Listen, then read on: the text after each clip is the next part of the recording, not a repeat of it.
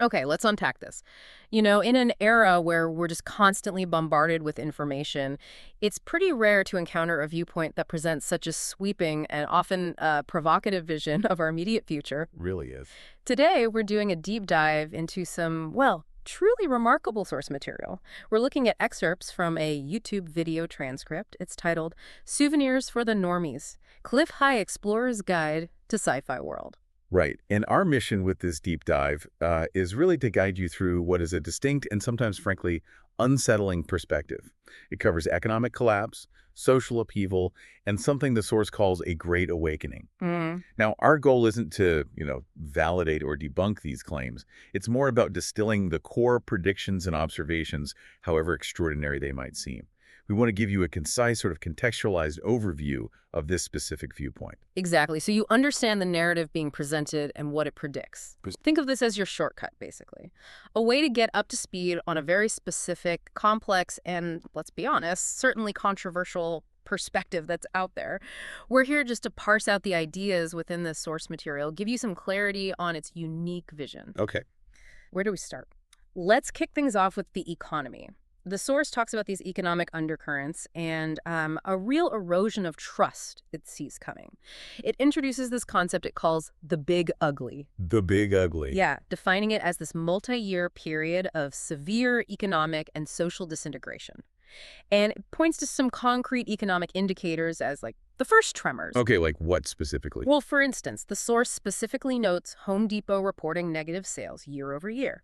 And it links that directly to what it calls the crash of the dollar and the huge impact that has on the global economic system. Interesting. So it's connecting specific retail data to a much larger systemic event. Exactly. And what's really noteworthy here is how the source weaves these specific data points into this broader, almost apocalyptic narrative of systemic collapse. Right. It even draws an analogy.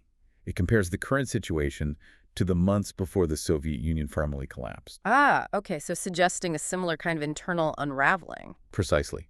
The argument is we're seeing a similar erosion of, financial power and a fundamental shift towards noncompliance.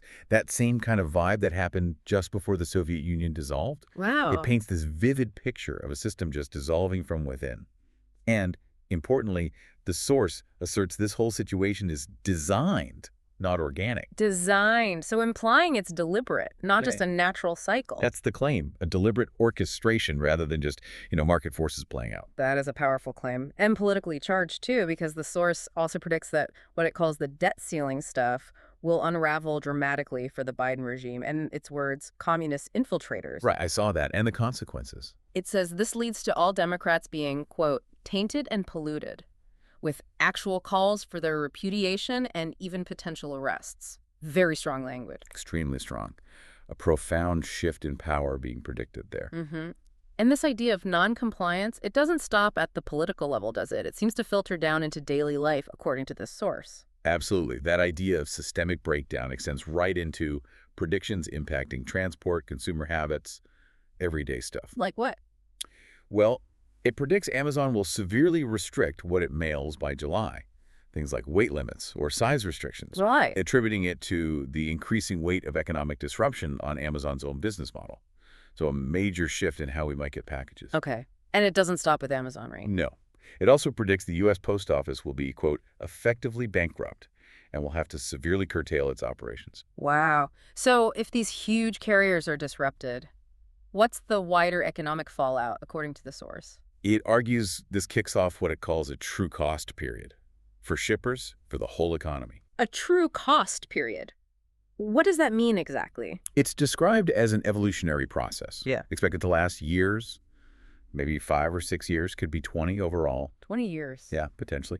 And during this time, the source believes the world will basically have to figure out the value of the United States to the global economy, rebuild the financial system, possibly move to a gold-associated currency. Complete financial reset, essentially. That's the vision presented, a total overhaul. Okay, so as trust breaks down in the economy, in politics, the source predicts a knock-on effect on the systems we rely on daily. It hits everything from getting mail to, well, even the language we use. Right. Which brings us to the information landscape. Yeah. How does the source see that changing? It talks about a definitive shift in language. predicts an open shift in the public language about the previous paradigm, happening soon, between now and early June, it says, likely before June 12th. An open shift, meaning Meaning it becomes so obvious, so public, that it claims the mainstream media, the MSM, will be forced to finally address it. They won't be able to ignore it anymore. Okay, but how would the MSM respond, according to this view? Just start reporting on it? Not exactly. The source suggests the MSM will continue to avoid discussing corruption and criminality at the highest levels. So what will they talk about? It predicts they'll focus on other criminal issues, kind of like a delaying tactic, trying to divert public attention, basically, rather than confronting the core allegations the source is making. That's quite a prediction about media strategy. And this predicted breakdown of trust in traditional media, it seems to escalate quite dramatically in the source's narrative. It really does, leading to potential physical danger. That's a particularly stark prediction here. How so? The source predicts it will become, quote, dangerous for mainstream media to go out on the street in an announced fashion. Dangerous, like protests, or worse. Worse. It's not just verbal stuff. It includes physical assaults on news vans, described as random acts of sabotage. Sabotage? What kind? Things like slashing their tires, puncturing their radiator, or even knocking the lights out of their vans. Wow. That's specific and unsettling. Very. And it suggests this anger could even manifest as a kind of social phenomena or maybe an internet challenge. A challenge? Yeah, with people taking souvenirs like ripped logos off news vans and posting them on TikTok or Instagram, like trophies, and attacking the evil feds. Evil feds. That term, the feds, is interesting too. The source makes a point about that, doesn't it? It does. Yeah, it notes that the term the feds is apparently becoming globally synonymous with the bad guys. Right, even in countries that don't have a federated government system. And it explicitly includes the FBI in that designation. It signals this deep, widespread distrust that the source sees as a, precursor to even broader social unrest. Yeah, a real breakdown in legitimacy. So with these foundational systems, economic, political, media, destabilized, the source anticipates this inevitable escalation, leading to mass civil disturbance. This is where the big ugly really takes hold. Okay. Now, before we get into this next section, we really need to put a very strong and important disclaimer out there. Yes, absolutely crucial. The predictions we're about to discuss contain language and claims that are, frankly, deeply offensive and rooted in harmful conspiracy theories, particularly anti-Semitic ones. We need to be unequivocally clear. We are presenting these aspects solely to convey the full scope of the source's narrative. We absolutely do not endorse or validate any hateful viewpoints contained within it. Our role here is just impartial reporting on the contents of the source material provided to us. But it's vital for you, the listener, to understand the dangerous nature of these specific claims we're about to outline. Exactly. Okay, with that essential context firmly in place, the source anticipates this escalation into what it calls a repudiation of all the falsehoods, public anger just boiling over. How does it see that playing out? It predicts people starting to stand up in public meetings, like school boards, using really charged language, calling out what the source describes as corruption and moral failings, directly accusing officials of being criminals and traitors. And what fuels this, according to the source? It claims this acceleration is fueled by the belief that what it terms the communist insurrection group has lost any form of claim to moral authority. So a complete loss of legitimacy triggers this public confrontation. That's the idea. And from there, it spirals into uncoordinated mass reactions. Really? The source predicts mass civil disturbance, food riots, and just a general period where Americans start engaging in widespread civil unrest, destruction. The source graphically describes it as burning shit down. Okay. It draws parallels to events we've seen in France, for example. Right. But it makes a distinction, doesn't it, about how this unrest unfolds? Yes, a crucial one. Yep. It describes this as very different from what it characterizes as coordinated, directed, controlled Black Lives Matter actions. So not organized protests. No, it's presented as spontaneous, erupting organically. Like, the example given is a bunch of people in upstate New York fighting about some such-and-so kind of shit with their government. Just localized anger exploding. And who does it see participating in this? It's characterized as the rise of the middle class, involving, quote, all kinds of colors of people, all saying basically, you guys are criminals, we can't deal with this anymore. And it adds a specific point about the U.S. context. Yes, that because we're armed, there will be consequences for any attempts to confiscate weapons. contrasting the U.S. situation with places like Australia. Okay, now we need to address the part of the source material that involves extremely sensitive and harmful claims, which we prefaced earlier. Yes, this is where it gets deeply problematic. Critically problematic. Yeah. What's crucial to understand is that these next claims explicitly connect to deeply ingrained anti-Semitic tropes. How so? The source specifically predicts anger building against the Jewish establishment and Jewish banking establishment, and it links this directly to a Kazerian Mafia. A term often used in these kinds of conspiracies. Exactly. It's commonly used within certain conspiracy circles to push the anti-Semitic idea of a shadowy Jewish cabal controlling global finance and politics. And it goes further, doesn't it? Making claims about Jewish identity itself. Yes, and these are demonstrably false and hateful assertions. The source claims Jews are not Semitic people, have no DNA connection to people in the Bible, and that Ashkenazi Jews have no claim to land in the Middle East. These are classic anti-Semitic canards, historically weaponized falsehoods. Absolutely. Designed to delegitimize and incite hatred against Jewish communities. Now, the source anticipates that claims of anti-Semitism and white supremacy will arise in response to its narrative. But it tries to deflect that. It maintains that, for its narrative, the core issue driving this anger is supposedly the banking system's failure and the resulting economic collapse, not inherent anti-Semitism. Which is a common rhetorical tactic in these conspiracy theories, framing hate as a logical consequence of other events. Precisely. And there's a particularly alarming specific prediction tied into this.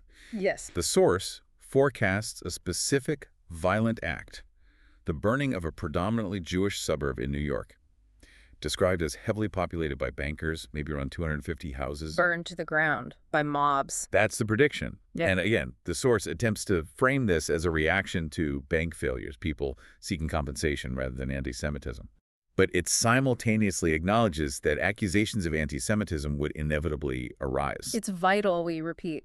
We are detailing this only to fully represent the source's claims. We strongly condemn any hateful rhetoric or incitement to violence within this material. Absolutely. And this vision of unrest isn't just limited to the U.S., is it? Yeah. The source looks towards Europe as well. That's right. It extends this vision of societal upheaval over there, predicting a battle between the native Swedes and the immigrants, starting, it thinks, in Sweden or maybe Norway. A battle leading to a months-long process of what it calls reverse migration. Reverse migration. People leaving Europe. Yes. Described as horrific, with whole families walking and driving cars and trucks and fleeing in desperation by any means possible, getting out any way they can.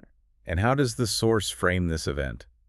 It calls this part of the Great Awakening, tying it into that larger global shift it predicts, where whole populations are basically forced onto the move due to conflict. Which brings us neatly to the overarching theme of this Great Awakening itself, as the source envisions it. Exactly. How does it define that? It describes it as awakening from the spell that's been put on us by the Kazerian Mafia. Again, using that loaded term. Right, so breaking free from some kind of hidden control. That's the idea. This period, it claims, involves shedding a lot of that influence. Because in this scenario, mainstream media dies, and the Kazerian Mafia lose their influence. And the result of shedding that influence leads to a profound uncovering of hidden truths. What it frames as an apocalypse in the original sense, an unveiling, a great revealing. Okay, so what kind of hidden truths does it predict will be revealed? Well, it gets into some pretty out there territory. Specific revelations predicted for late summer. Such as? Things like space aliens and the revelation of reverse engineered technology. Wow. Okay, so we're moving into really sci-fi territory now, as the video title suggested. Definitely. This would clearly be a massive shift in global understanding, radically altering our perception of reality, if true. So after all this chaos and these revelations, what does the world look like? Does it get better? The source foresees a very, very difficult winter, specifically winter 2023-2024 in its timeline. But it states that by January, it will be an entirely different world. Different how? Fixed, repaired? Not necessarily fixed or repaired, but much more open, it says, and far less deliberately obscured from us. So, a world where secrets are out, even if things are still messy. More transparent, perhaps, even if difficult. That seems to be the gist. And to cap off this whole vision of a transformed world, there's one final, really enigmatic prediction. Right. What was that? It speaks of a global event. Coming soonish, it says. Maybe a few months, maybe by this coming winter. An event that will absolutely freak out government all around the globe. Freak them out how? Any details? Very few. The source just suggests this event will likely become known as the Whisper in the Dark arc. Whisper in the dark arc. Wow, that is truly mysterious. Yeah. A very strange note to end its immediate predictions on. Suggests some kind of hidden, transformative event yet to come. Absolutely. Leaves a lot hanging in the air. Okay, so we've just navigated a really sweeping, often intense, sometimes disturbing set of predictions from this particular source. We've touched on economic collapse, social upheaval, media attacks, mass civil disturbance, even potential cosmic shifts. It's a lot to take in. It really is. So what does this all mean for you, the listener, as you try to navigate a world that this source describes as potentially becoming very chaotic and troubling? Well, the source material definitely presents a future where, hidden realities are supposedly exposed and our societal structures are profoundly challenged, maybe even broken down and rebuilt. It really encourages you to think about how these specific predictions resonate, or perhaps don't resonate, with your own observations of the world, and to consider the implications of such a dramatic unraveling and rebuilding as described by this particular viewpoint. And the source does suggest, doesn't it, that despite all the chaos, this very difficult, grinding period will eventually lead to some level of progress as people start responding. Yes, it holds out that possibility of eventual progress emerging from the turmoil. So a final thought for you to ponder. If society were truly headed towards the kind of widespread disruption and eventual awakening this source predicts, what specific forms might that progress actually take? And how would you personally define progress amidst such a tumultuous, challenging transformation? Yeah, that's a really interesting question to mull over. What does progress even look like after everything's been turned upside down? Definitely a lot to consider as we move forward.